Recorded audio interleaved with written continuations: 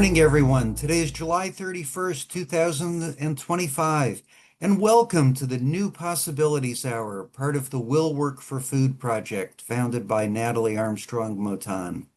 Every Thursday morning, Jean Lawler, David Shraga, and I are delighted to host another cutting-edge webinar for mediators, arbitrators, lawyers, and everybody who negotiates.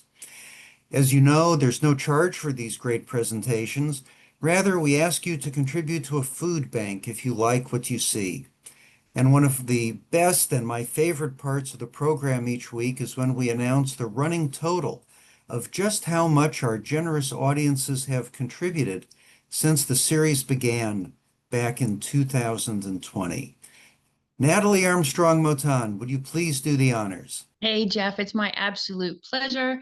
Today, we have a total tally of donations that people have told us about in the amount of $852,136.74. Thank you all for your generosity. Wow, thank you. The generosity of the audiences is just stunning, and the willingness of great speakers to contribute their time to help generate these contributions is stunning as well. Thanks to you all. And today we have a fascinating presentation. We have Professor Alison Fragale.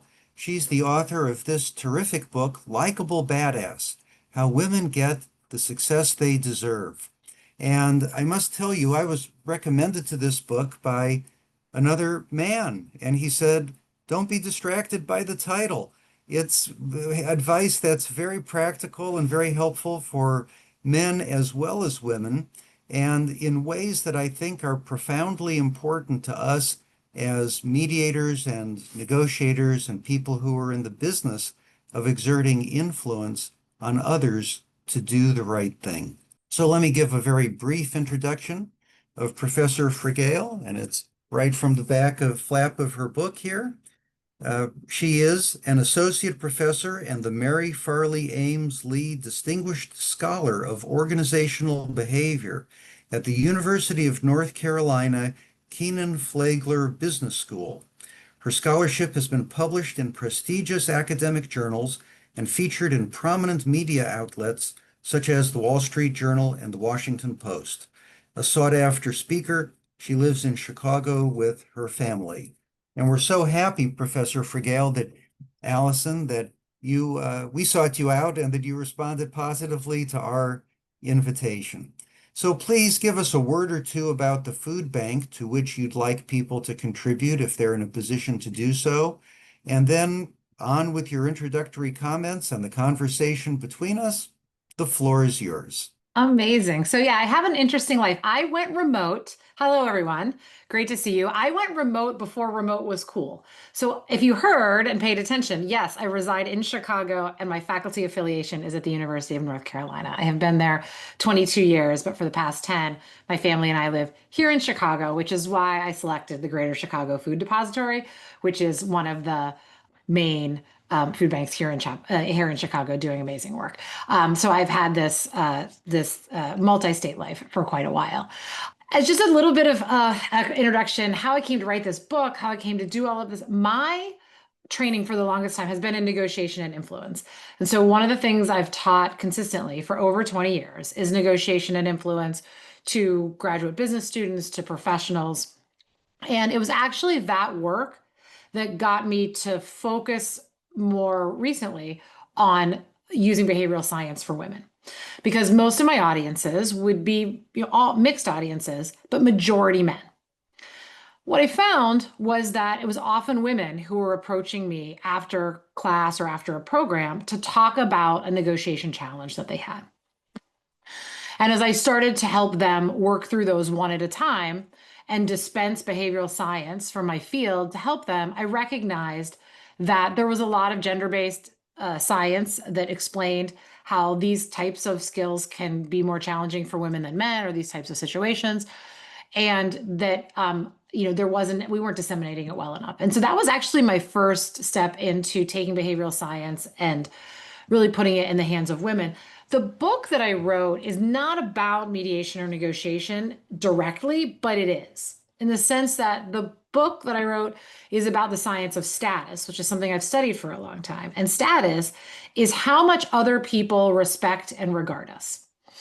And like power, it is what psychologists have recognized as a fundamental human need, meaning all human beings in their own way at some level want to be respected, just like they want to be in control of things and they want to learn things and they want to have friends. All human beings want to be respected. And so status, being respected by others, is not only a path to a satisfying life, it's also an amazing resource to be able to wield power, advance your career, and be influential. Because if your audience does not respect you, there are no mediation or negotiation techniques that you can use that will enable you to be successful. So it's a really foundational concept that people have to understand. So that's what I talked about. And the science of status comes back to something that we know is hard when we think about negotiation and mediation, which is, where does respect come from? It comes from your audience believing two things about you. One, that you care about people other than yourself, so that you're other-oriented. And two, that you're capable, you're results-oriented. So you care and you're capable, I can rely on you. And that's where the title of the book comes from, Likeable Badass. It's my catchy way to talk about those terms. But the tension between those terms is a tension that exists for us in negotiation and mediation a lot, which is asserting one's interests and also caring about the relationship and being warm enough and friendly enough that people want to engage in a relationship with you. And balancing that tension is what often makes people dislike negotiation if they're not actually trained in it. And thinking about how to do both at the same time is what enables people to be successful. So I said, it's not a negotiation book at all, but the fundamental concept of how do you show up to as many people as you can, as often as you can, as assertive and warm, likable and or badass and likable, is going to be our recipe for being respected by our audience, and that's going to set the stage for influence. And so that's how I came to be doing that work for women. As Jeff noted, I chose to write for women because it's an audience I really care about, but there's nothing about the science of status that is gendered. We all have to care about the respect of our audience, and we all achieve it in the same, fundamentally the same way. So yes, that was my choice. But I am always very flattered every time a man picks up the book, opens it, reads it, and says, I learned a lot from this. Like, this was for me too. And I said, yes, I didn't mean to exclude you. I was simply trying to make sure that the women knew that that this was for them as well. So it's a bit of an intro to me, how I came to do that book, how I think about negotiation and influence. I think, and I'm happy to take questions from the group. I know, Jeff, you have some questions for me. I have plenty. Yes. Okay. You want to kick us off? Yeah, so let's start, Alison. Can you define warmth and assertiveness, which are the two key concepts in the book? Yes. So warmth is going to be what we call like being other-oriented. You are going to make other people's lives better. So characteristics of warmth are generally going to be things that other people will benefit from. You're honest, you're sincere, you're generous, you're helpful, you're kind. Those things, when you think about those characteristics, the beneficiaries of those characteristics are other people. Like, your kindness helps other people. Then we have assertiveness, which is going to be your results orientation. That's going to be, I'm competent, I'm organized, I'm persistent, I'm decisive. Those characteristics can be helpful to others, but they're also very helpful to advancing the interests of the self, right? That when I'm capable, organized person, I can get things done, I can achieve things, and I'm often rewarded from achieving those types of things. So really, it's the balance of assertiveness and warmth are really about showing concern for others and then also being able to take care of the self. And the balance, most things in life are best when you can balance those two. Because if we think about from a negotiation perspective, if you're only taking care of other people and you're not taking care of the self, we would call that accommodation, right? You're getting what you want, but only at my expense. Whereas if I'm getting what I want at your expense, then that's competition, right? I can win and you can lose. But when we think about how do we negotiate, mediate well, we're looking for I can win and you can win to the greatest extent possible. So that in its own way is assertiveness and warmth, right? A concern about the other, not at the expense of the self, but paired with a concern for the self. So many things that I have read pair the term warmth not with assertiveness, but with competence. And many other writers talk about balancing warmth and competence. What's the distinction between competence and assertiveness, and why is it important? Yeah. Depending on your context, it may not be important. One of the biggest challenges of writing this book is like the smallest things trip you up. In psychology, we are very aligned on the fact that there are these two dimensions and that these two dimensions have great meaning for a lot of different things. We are not aligned on what to call them. Warmth is called warmth 90% of the time. The other dimension is called a whole bunch of stuff. It's actually called dominance a lot in our research. I didn't use it because I felt like dominance was going to be so off-putting to people. Assertiveness is another one. Competence is another. But they're all, so in some ways it's just semantics. I used assertiveness as a broader umbrella. Competence falls underneath it. But no matter what you hear people calling these dimensions, an important thing to recognize is it's not a single point skill.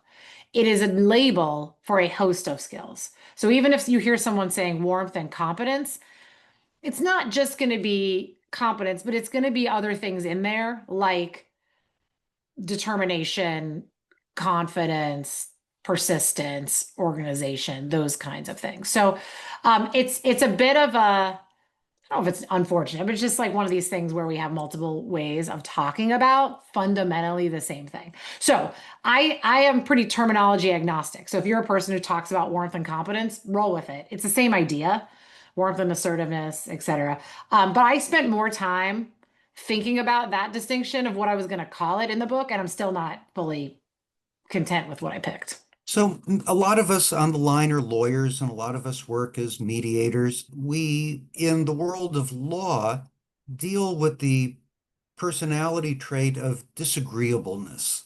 And disagreeableness, I think, can easily be confounded or confused with assertiveness.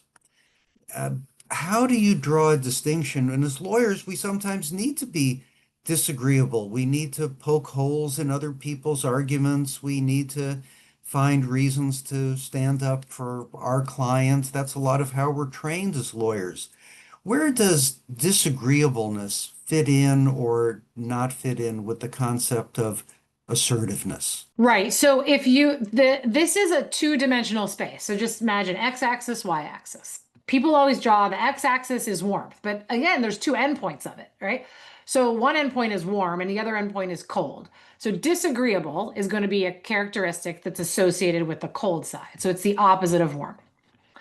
Then you have the y-axis, and your y-axis is going to be your assertiveness. So assertive on one end, submissive is on the other, like timid, weak, etc. And then you have quadrants. So the answer, a couple things. Yes, there are times when one of the mistakes that human beings make that has been documented in the research is when people want to be assertive and they want to show that they know what they're doing and they want to say, this is what I need and this is how it has to be. One of the things they do is they get less nice. They pull back on the other dimension. Like if in order for me to take a stand, I have to be mean about it. And when people want to make a friend and they want to be really nice and build a relationship, they actually get less assertive. They show less competence. They're less likely to advocate for themselves because they're trying to be nice. So it's really important for people to remember that these are two dimensions, not one. And you don't have to necessarily pull back on one in order to get more of the other. So one of my dearest friends is the head of litigation for a big, international firm. And I have not gotten to actually see her in action, but I've gotten to hear her talk enough about her work. But in general, also just being her friend, she's masterful, truly masterful at being able to stand up for what she wants and have people really like her. She's very good at it. And I just see it in our personal lives, like as we're navigating the world together. She can be as mad as I am, but people are much less like frustrated with her than they are with me for being mad about the same thing in some way. She's really very good at it. And so that idea of I can tell you no, I used to have a former dean who was like this too, where he was just, his job was just tell people, no, you're not getting what you want. And you'd leave his office and you'd get nothing. And you still felt like you liked the guy even more than when you walked in. And you were like, I got to really study what he's doing, because that's masterful to be able to really assert your interests and have people still say, like, I like you. You're doing, I would want to work with you again if I could. So there will be moments where you'd say, in order for me to assert myself, someone's not going to get what they want. Maybe they'll like me less, but not to take it as a guaranteed assumption that the only way to stand up for something is by definition to have to go onto the cold and disagreeable side, and to think about, are there ways where I can be assertive and warm? Because that in the book, that's like the whole thing, which is stop trading these when you don't have to, because you'll build a lot more respect of your audience if you can think about that. Now, does it always happen every single second of every day? No. But when you have the mentality of, how can I think about asserting myself while still showing somebody else that I care or they value them, you can start to find more ways to be able to do it. And the obvious follow-up question is, what are those more ways? What do you recommend to us? So I think it depends on what your specific situation is. I mean, one thing is that status, assertiveness, and warmth are best built over time, long before you need to rely on them. So one of the things that often happens is people don't really care about like how they show up.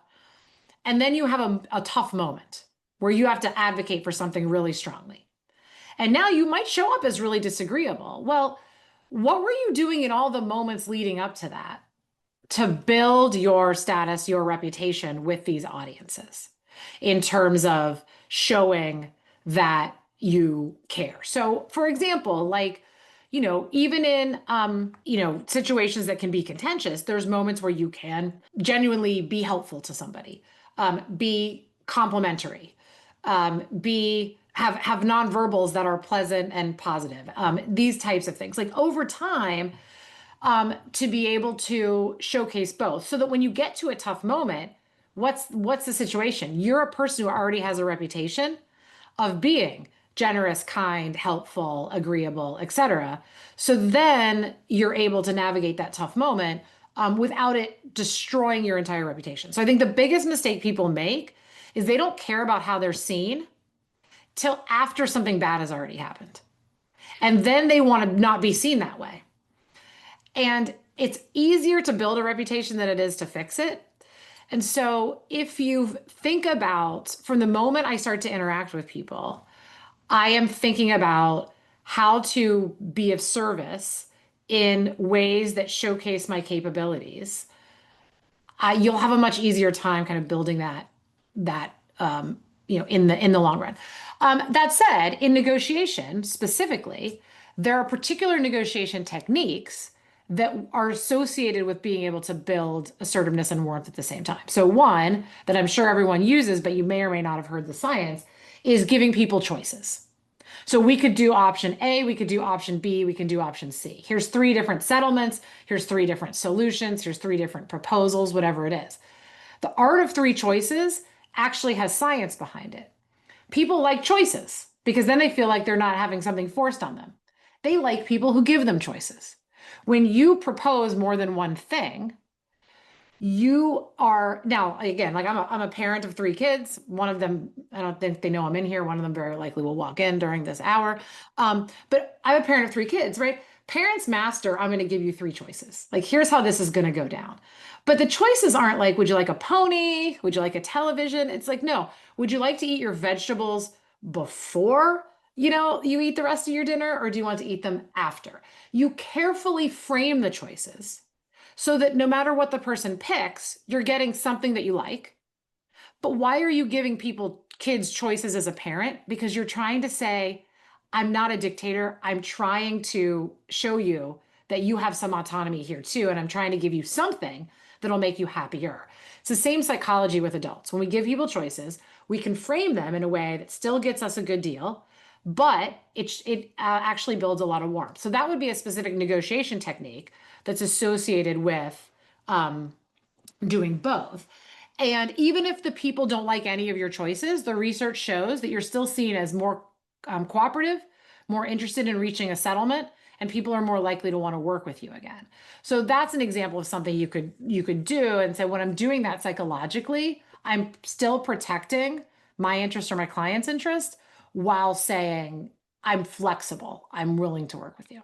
So let me ask a question that the disagreeable lawyers on the line might voice an objection to this question as being compound and complex, but let me Okay, ask it. Let me ask I'm it ready for anyway. it. So when we're working as mediators, we are often in the situation where, let's say you're talking to a plaintiff and a plaintiff's lawyer, and the insurance company on the defense side has gone up as high as it's going to go in offering money in this negotiation. And it's a disappointing amount of money in the eyes of the plaintiff, but the lawyer thinks it's kind of within the bound of reasonableness.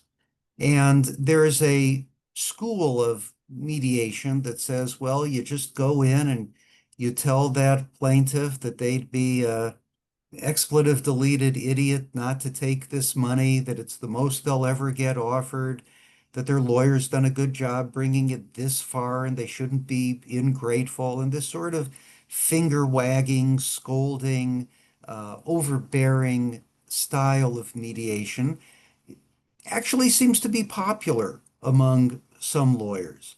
And we are dropped into these situations. We get generally a day with people, right? We're hired, we come in at 9 o'clock in the morning. We've generally not met the parties before, and we need to do things to establish warmth very quickly. And we're often in a situation at the end of the conversation where there's a temptation, if not an invitation by the plaintiff's lawyer to come down like a ton of bricks. What can we do as mediators to establish warmth quickly with people at the beginning of a day? We don't have much time to do it. And what can we do when it is sort of a take it or leave it situation? And it's still better than the alternative, but it's not exactly a trip to Hollywood to make this deal at the end of the day. I know that's a compound and complex question, but why don't you just run with it, please? Okay, so I'm going to do the first part, building rapport quickly, and then I'm going to forget the second part by the time I answer that. So you'll remind me about I the take it or will. leave it piece, and then I I'll will. answer. Okay, so I mean, building rapport quickly, what I would say is look for points of similarity. So if we look in psychology, greatest basis of liking and attraction that psychology has ever documented is similarity. Birds of a feather flock together. That is true. Opposites attract has no empirical support. So we like people who are like us. But the similarities don't have to be very substantial in order for them to have a great effect. If you've ever been somewhere and you see somebody wearing a hat from your favorite sports team that's not in that city, or your alma mater or something like that, you might talk to that person or say something like, in fact, in the chat, Sandra just wrote, go heels, right?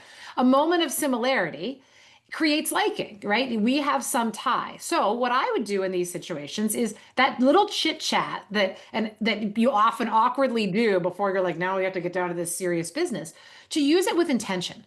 My intention in this chit chat is to say enough about myself and to learn enough about you that I might hit on a point of similarity. And whatever it is that they say, it has to be genuine. But if you chat with somebody for 5 minutes and you get them talking, probably find something that you actually legitimately like. Some of that might be your strategy is I'm going to self-disclose a little bit. I don't litigate or mediate in a legal setting, but if you look at my my website, you look at anything public facing about me, my bio that's online, my social media profiles, they also list a lot of things about my personal life. Like my 3 kids are all named after famous Chicago athletes, love Peloton rides and the Golden Girls and Hallmark movies and things like that. And I put that stuff out there because it's my personality, but I also do it with very specific intention because it allows people to find something in me that resonates with them. And I can't tell you how many people who reach out to me as strangers say, Oh, I ride Peloton too. Who's your favorite instructor? Or who's your favorite golden girl? So looking for those moments, and that's what that chit chat is really about, is to like find something that you can do. So I would encourage people to do that and recognize it doesn't have to do like you hear someone say they have kids. You're like, I have kids too. How many do you have? What ages are they? Boom, something.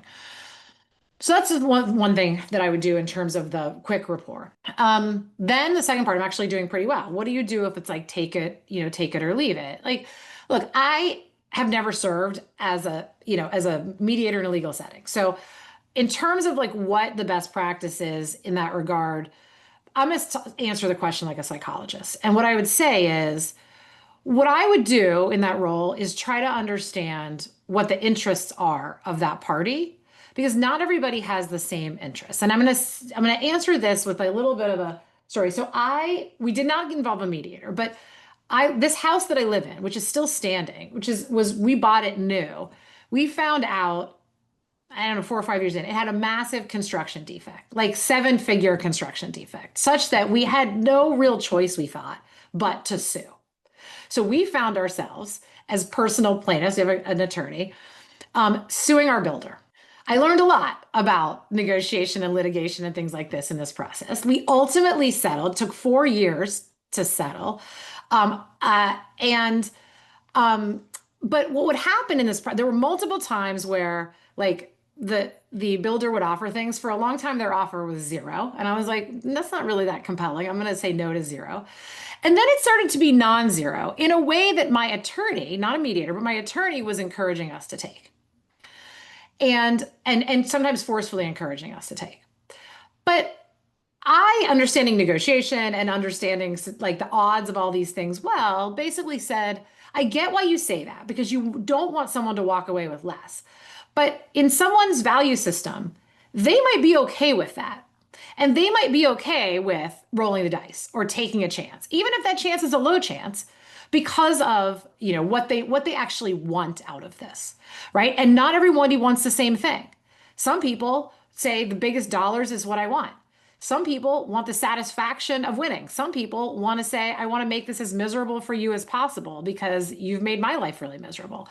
So what I would say is, helping understand what the other part, what the principles, like the plaintiff's true interests are, I think is helpful in advising them. Because one of the things I think was the case is our attorney was advising us, and I think she was advising us with an assumption about what our interests were. Was if we move forward and you have to spend more money and you don't get more money, that's bad for you. And I'm like, yeah, that's not ideal. But I'm okay at this point, recognizing my odds and taking that risk.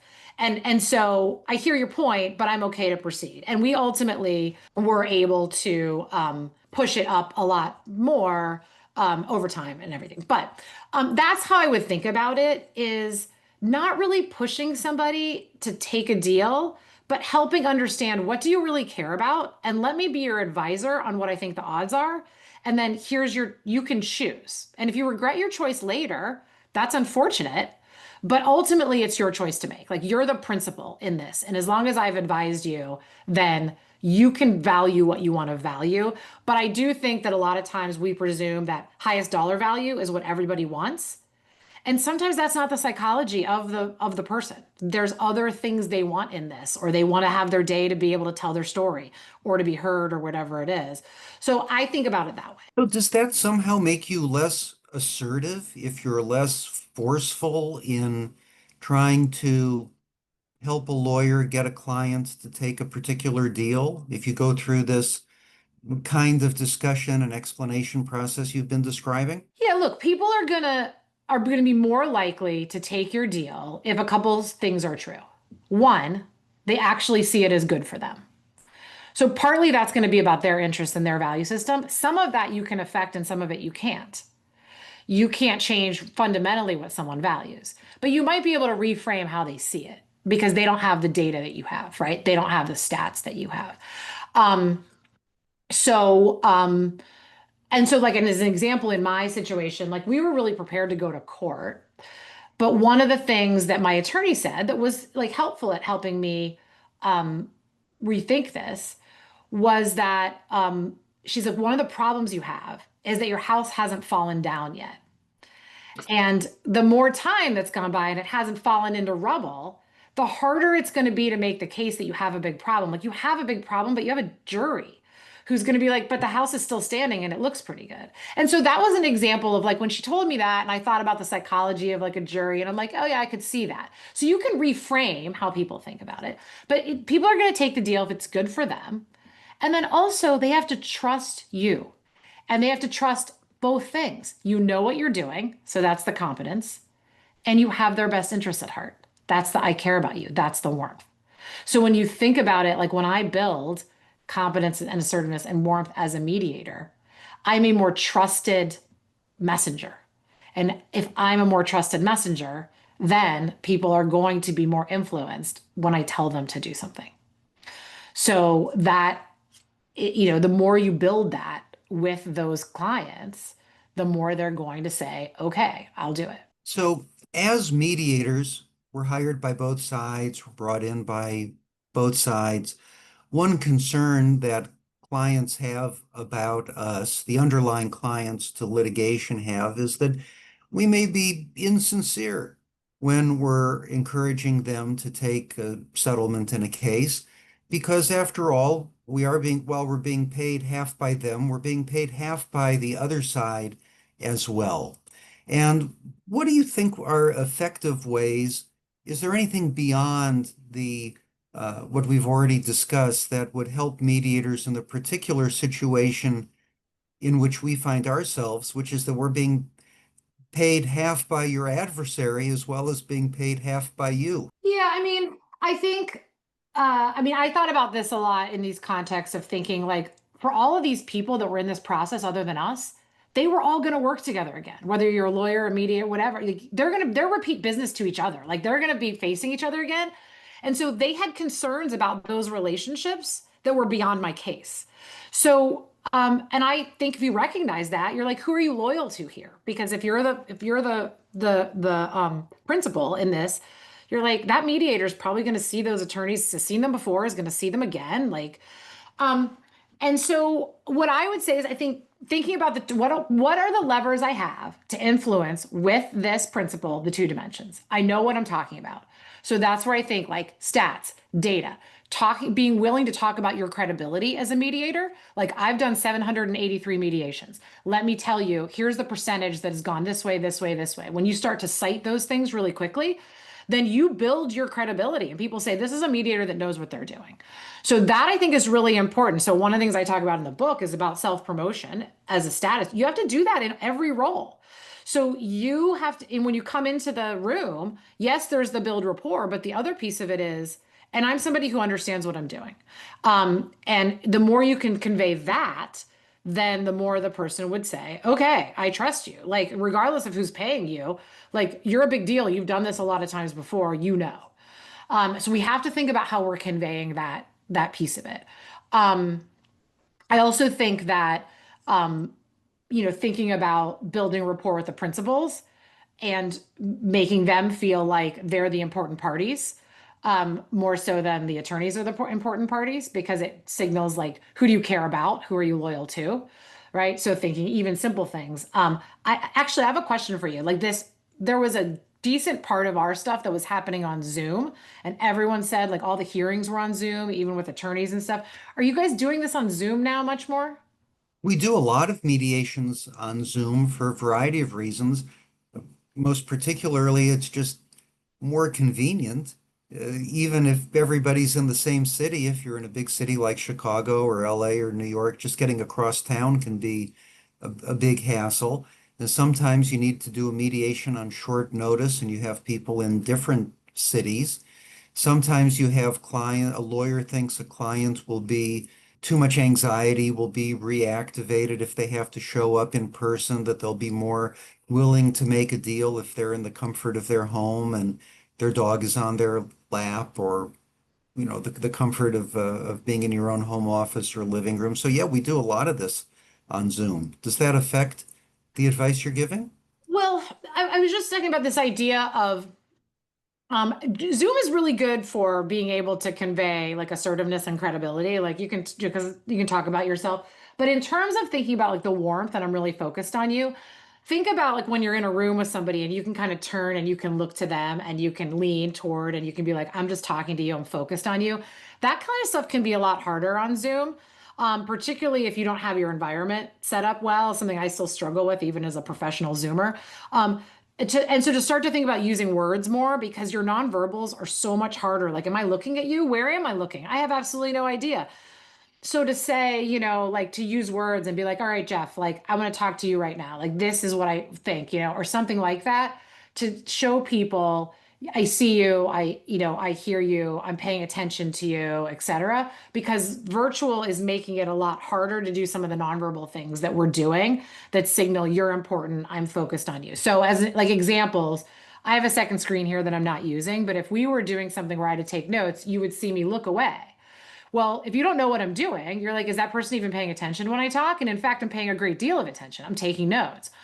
So what I say is I label what I'm doing. If I'm in a client facing situation, I will say every time you see me turn my head, it's because I'm taking notes. And so I'm not listening to you, but I'm making sure I get it 100% right. And that way my behaviors aren't misinterpreted. My camera's decent right now, so like I know my eye contact's not terrible, but it's not the best. For the longest time, I had this one that was like way up top, so I never looked like I was looking at anybody. Um, but making sure you like think about your environment and what does it look like when I'm there, because a lot of times those things are interpreted as this person isn't listening or they don't care about me, and you're trying to show them, no, I absolutely am. Mm. You mentioned self-promotion a few minutes ago. Let's delve into that. What are the tips for appropriate self-promotion that's effective and doesn't make you seem like some kind of pompous blowhard? Yeah. So one is people are generally the science is like much more worried about coming across as pompous than they should be. But people because people aren't paying like that much attention to you. Um Most of what people know about us comes from us. So if you say, look, I'm in a mediator role, I'm a stranger at minute 1 and I need to be a trusted advisor by minute 10, you have a very short window to convince people of two things. Like I care and I know what I'm doing. What choices do you have? Your choices are generally going to be like what I tell you. So thinking about things that can like are relevant to conveying your skills that can be helpful to the person, I think are very, very important. Like I think about this, like credentials that you have. I think about this a lot. I speak to a lot of audiences, often on live stages in rooms. I have 15 seconds to say something that convinces people that they should listen to me for the next hour and put down their phone.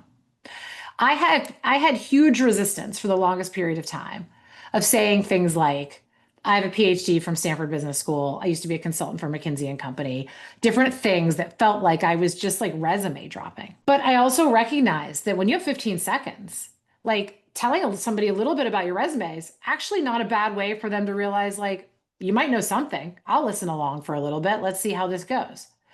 And so there were a lot of things I felt really uncomfortable about, but I realized if I didn't do something in the first seconds to make somebody realize that I had reason to be there and that I might be able to do something useful for them, that it would be hard. I would lose them. I wouldn't capture them. So I think the same thing is true, which is if I cannot convince you I know what I'm doing, then you will not listen to me.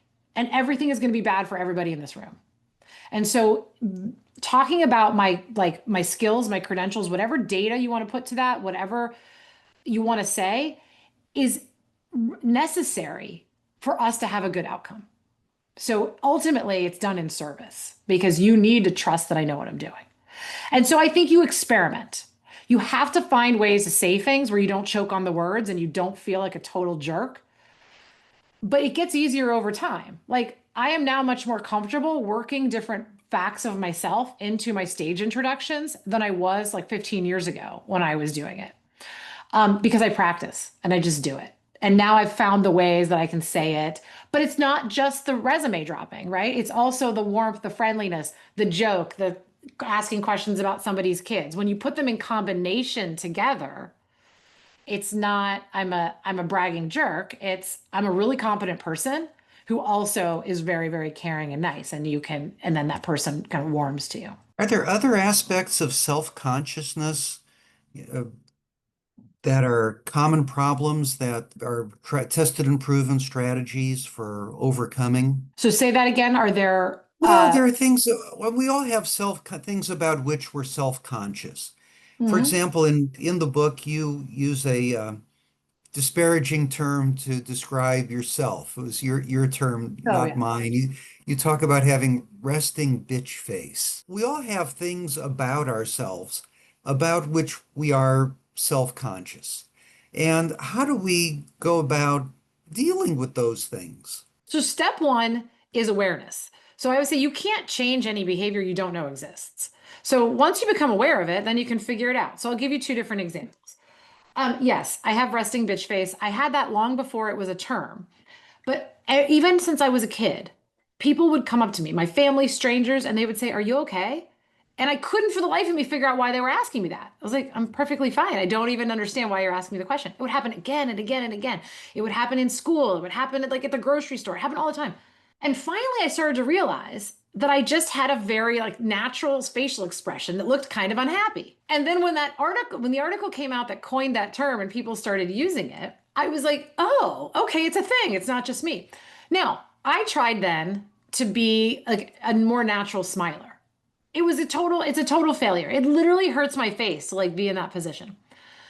So I gave up. I realized I'm not always a great smiler. Sometimes I have this kind of this way I talk that makes it angry.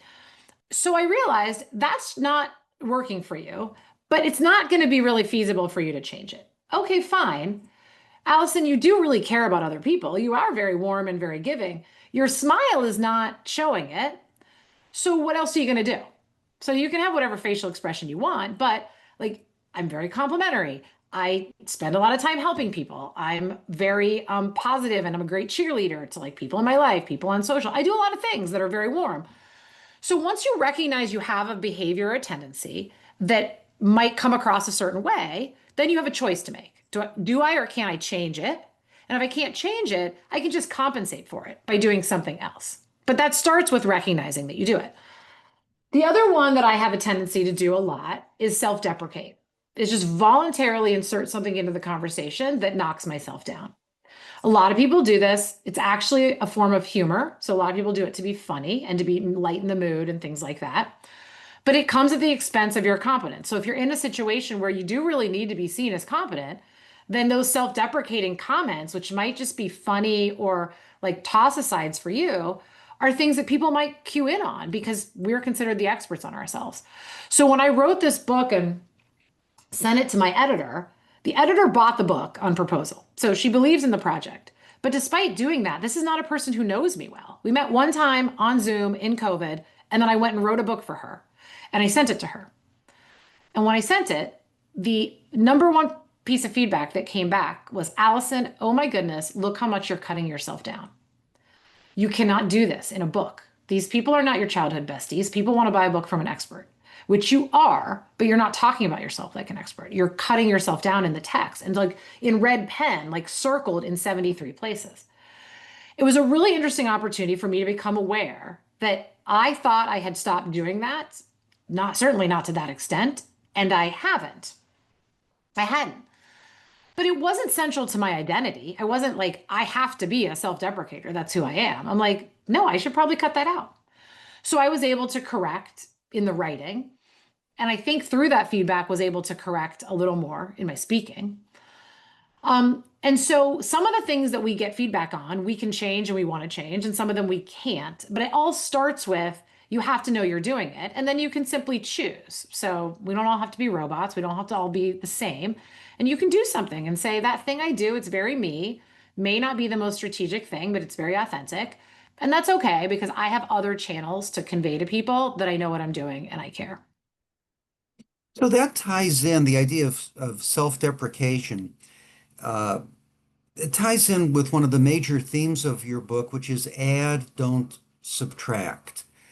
And that is if you feel you're higher on warmth and lower on, or higher on competence and lower on warmth, the idea that comes through the book is don't try to lower people's estimation of your competence so that competence and warmth are equal, but rather try to raise the one on which you may have a shortcoming or perceive you have a shortcoming. So in terms of adding, not subtracting, is the idea of self-deprecation as a form of humor, is that a form of subtraction rather than subtracting from competence rather than adding to warmth? Yeah, self-deprecation is generally very warm behavior. It's just, it's not a very high competence behavior. And so if you're in a situation where, let's say you're new, like the things you're talking about, right? Where I have to develop rapport very quickly. It could be a risky choice versus something like being complimentary. So an example of, I see people do this all the time. Like when I get introduced, there's two different ways to introduce a guest that you want to feel welcome and invited in a group, right? Some people will be like, well, thank goodness Allison's here. Like now we have somebody like, who actually knows what they're talking about. And then like, or versus, we're so grateful to have Allison. Allison has a really interesting perspective to share. She's done a lot of work in this subject. This is going to be a great discussion. Both are complimentary to me, but one is disparaging to the person who's making the introduction. And so sometimes just a slight tweak where you could say, I want you to feel important and welcome. And one way to do it is cut myself down, but it's not the only way. I could pick a different thing. And so I'm self-deprecation has its place. Like there are comedians and that's their whole claim to fame. It is a humorous thing. It can be a warm thing. So I'm not telling people not to do it, but I would say that's an example of, I always think if I'm doing something, what's my intention? And my intention is normally to make somebody feel valued, welcome, included, heard, etc. And then I think I have a couple different ways I could do that. Which one is going to feel both authentic, but also be the most strategic? The add, don't subtract, and I think you saw some comments in the chat about it, is that this is particularly true for women, but true for everybody to some extent, is at some point everyone gets feedback, but women get a lot of feedback. Like you're too assertive, or you're really nice, but like, you're not capable enough, or you're really aggressive, which means now you're not nice enough when you're being assertive. And so every time you are on one dimension, you get told you're not good enough on the other. And there's a tendency to say, oh, well, now I've been punished for being too assertive. Let me start to be less assertive. I've been punished for being too nice. Let me start to be less nice. And what I think, well, what we know is more effective from the research, and I think what actually feels better to people is to say, the problem is not you're too much of anything. Do that. That's good because assertive is good, warm is good. Do that. But how can you level up the other dimension at times to match it?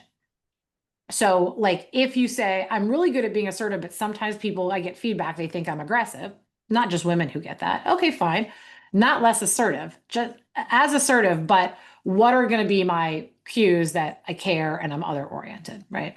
And vice versa. A lot of people say, hey, being really warm is easy for me, but being assertive is hard. That may be less, again, I'm not going to stereotype for the profession too much, but like, you might say like, I'm in a profession where I have to be assertive.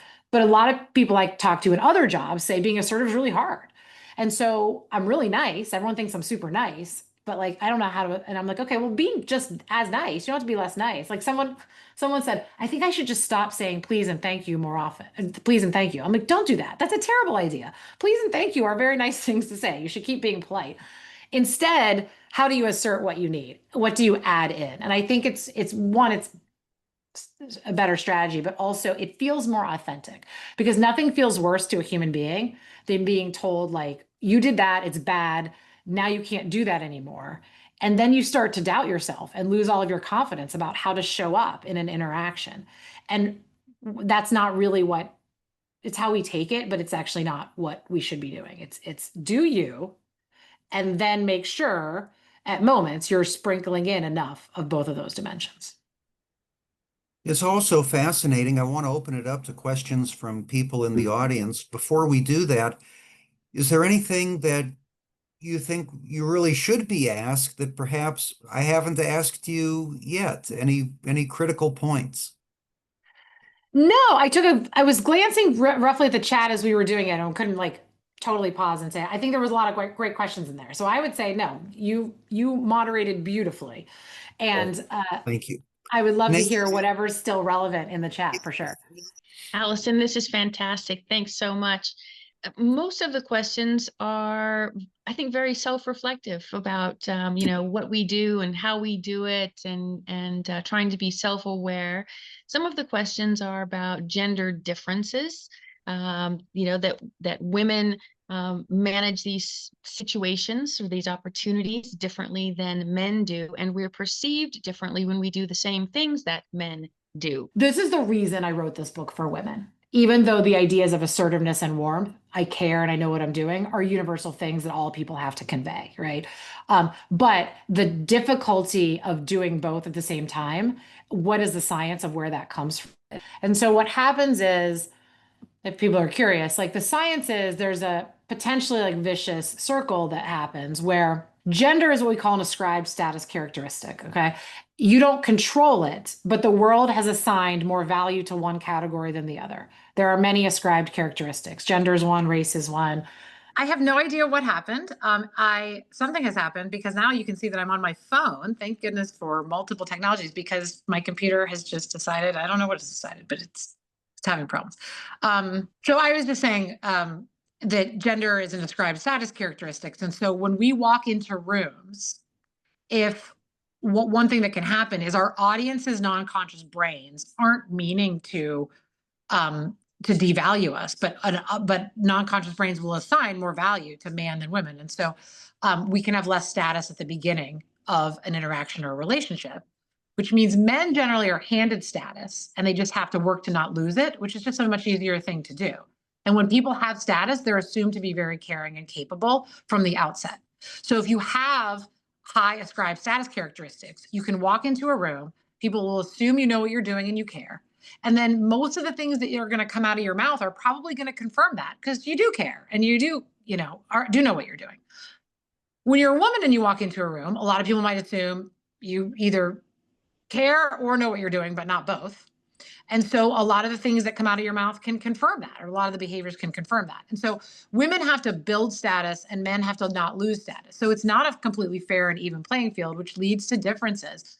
But the good news from a science perspective, which makes me optimistic about the work that I do, is that the research shows that how human beings show up in interactions has a much bigger impact on how they're respected and valued than any ascribed characteristic that they carry into that room. So how you show up matters a great deal.